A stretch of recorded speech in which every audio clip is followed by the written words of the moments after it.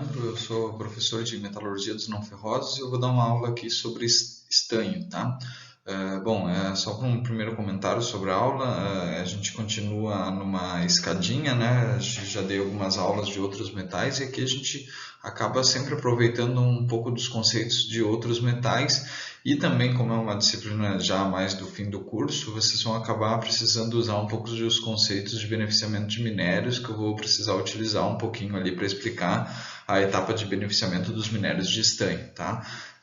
O estanho, vocês vão ver ali que ele tem diversas nuances diferentes dos metais que a gente viu até agora, mas ele também tem bastante semelhança para que vocês tirem alguns paralelos para na hora de estudar facilitar um pouco o pensamento de como acontecem as coisas para o estanho, tá bom?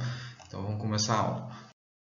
Então, como eu sempre busco começar falando um pouquinho das etapas do que eu vou falar na aula de hoje, tá? Então, como todas as aulas, todos os metais, eu falo das propriedades, tá? O que faz do estanho um metal importante, o que diferencia ele dos outros metais e tal, que depois, inclusive, vai se articular com as aplicações que ele tem lá no fim, tá? Então, eu vou falar das propriedades, aí depois eu vou falar do beneficiamento, vocês vão conhecer qual que é o principal minério de estanho, qual é o principal mineral, desculpa, e onde tem os principais corpos de minério de estanho, e aí como que eu faço o beneficiamento, como que eu faço para obter a partir de um minério de baixa concentração, como que eu faço para obter um minério, um produto ali, matéria-prima da extração com elevado teor do mineral de estanho, tá? Então esse é o objetivo do beneficiamento, aí depois a gente vai para a extração, o método de obter o metal através da utilização de matéria-prima como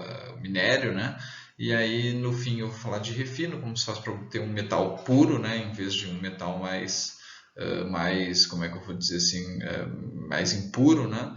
E aí, por fim, eu vou falar das aplicações do estanho, tá? É importante ressaltar que o estanho, por exemplo, ele não tem aquela coisa que a gente fala em algumas aulas, que é ligas de estanho, tá? Vocês vão ver que as aplicações dele são todas pontuais, assim, seja em ferro de solda ali ou em folha de Flandres, vocês vão dar uma olhada ali e vão aprender um pouquinho, tá?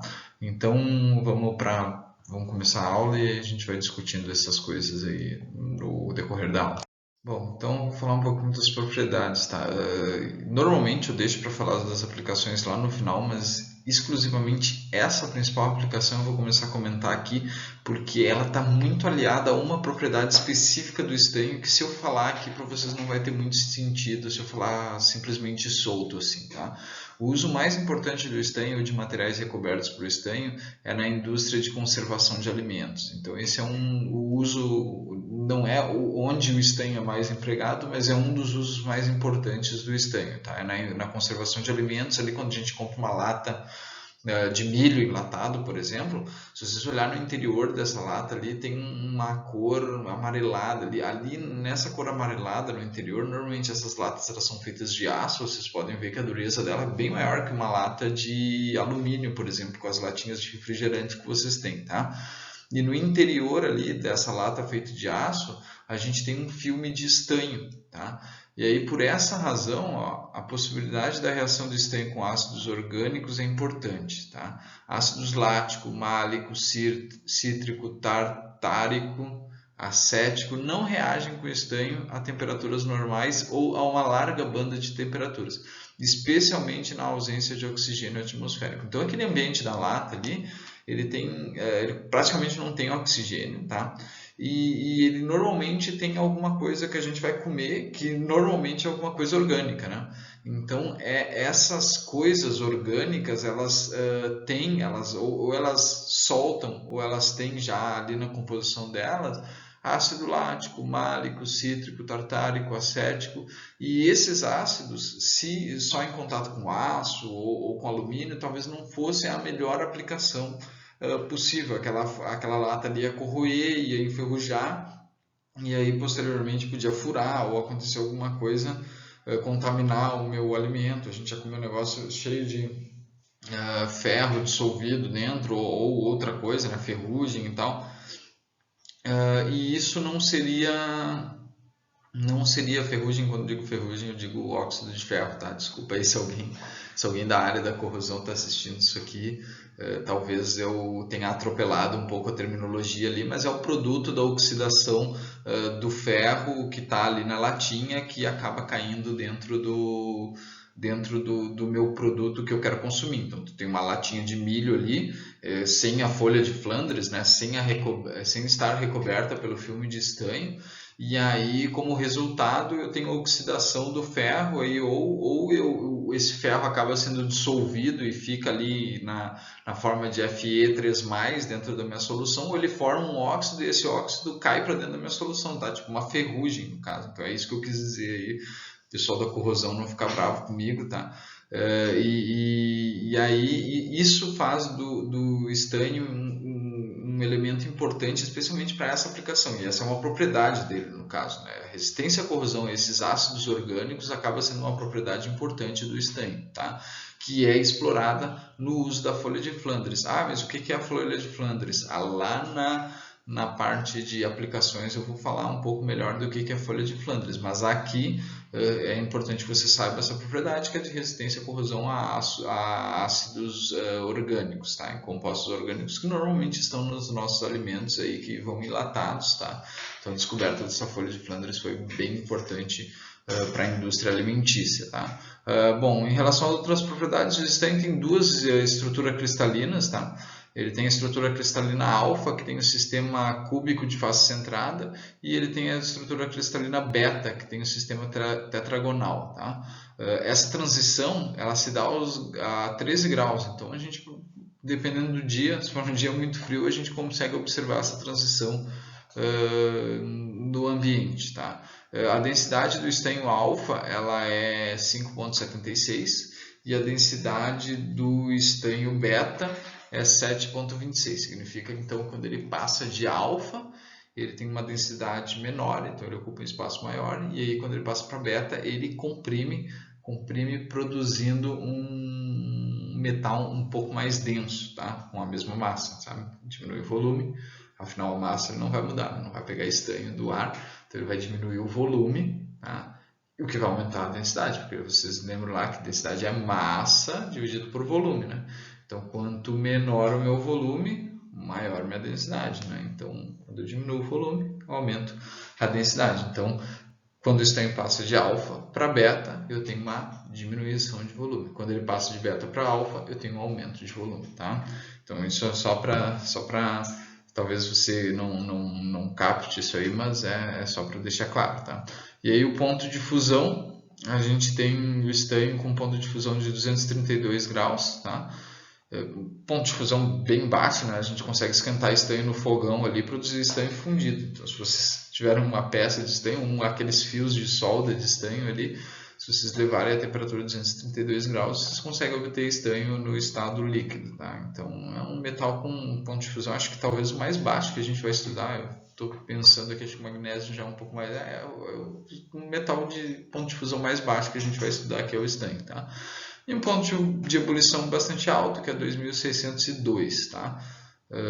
Para um ponto de fusão tão baixo. Se a gente comparar com o zinco lá, que tem um ponto de fusão de 900 e alguma coisa, vocês vão ver que o estanho tem um ponto de... Desculpa, o ponto de ebulição do zinco é 900 e alguma coisa, o estanho tem um ponto de ebulição razoavelmente alto, tá? Então essas aqui são as principais propriedades que vocês vão estudar sobre o estanho, tá? Então acho importante que vocês tenham em mente, ele não é um metal tão comum e tão lembrado, mas ele tem ali uma gama, um escopo de utilização bastante importante na nossa vida, assim, a gente consegue observar ele em vários lugares, vocês vão ver lá na aplicação esses lugares que a gente consegue ver onde vai estanho, tá?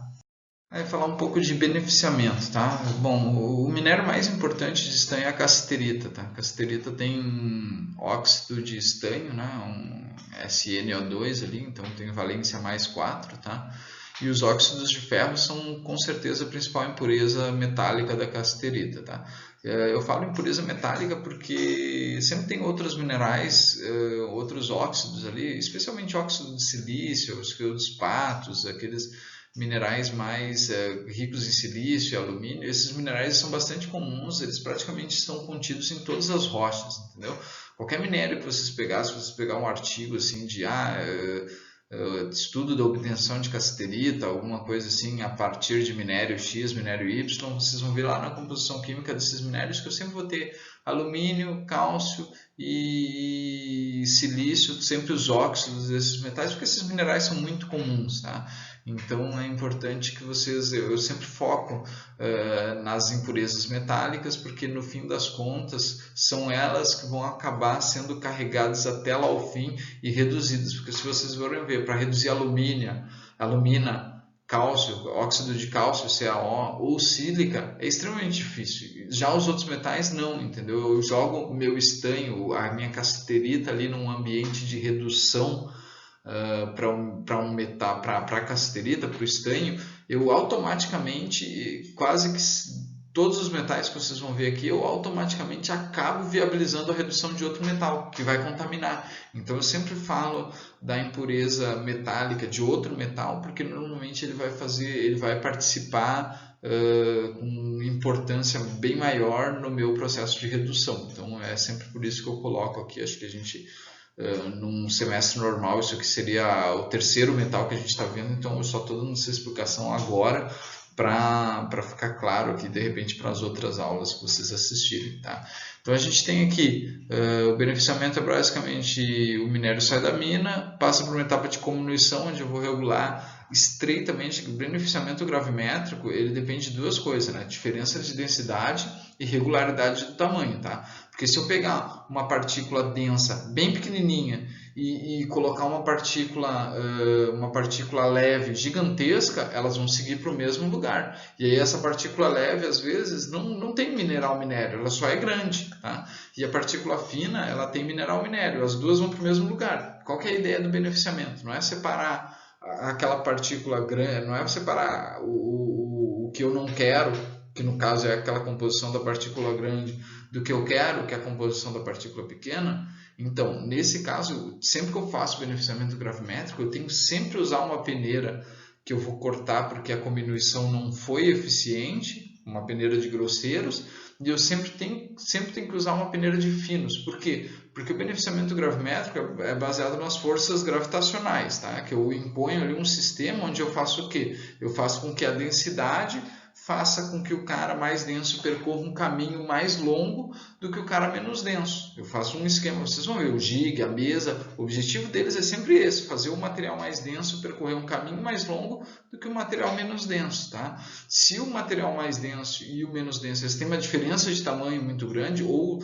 mesmo que eu tenha na população inteira de partículas uma diferença muito grande, eu acabo não conseguindo promover esse beneficiamento. Então, para o beneficiamento gravimétrico, eu sempre tenho que colocar ali uma peneira de finos, onde esses materiais muito finos, o que acontece? Eles não vão responder, eles sofrem menos ação da gravidade, tá? A força gravitacional ali dentro do meio líquido, ela não é tão efetiva para fazer com que esse caminho dos finos seja mais longo. Então, você sempre tem que retirar os finos, porque o beneficiamento gravimétrico, infelizmente, não funciona tão bem com os finos, e eu sempre tenho que tirar os grosseiros, bitolando a minha alimentação para uma alimentação de tamanhos de partículas sempre comparáveis, tá? Não ter tamanho de partícula nem muito grande nem muito pequeno. Então, meu circuito de cominuição aqui é evidente que ele tem etapas de peneiramento para regular o tamanho de partícula que vai entrar no meu beneficiamento gravimétrico, tá? Em alguns fluxogramas eu mostro ali a etapa de moagem e tal, mas eu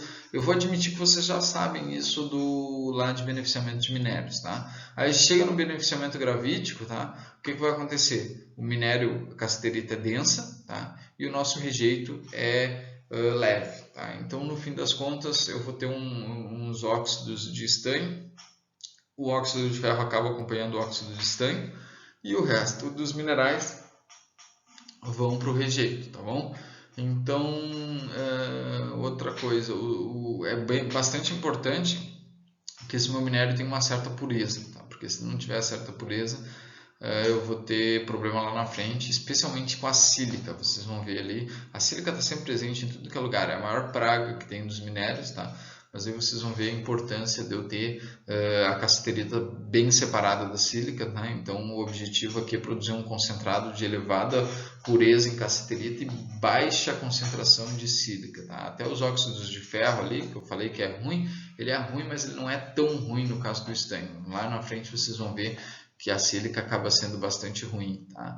E aí é basicamente isso, a gente vai ali para as etapas de extração.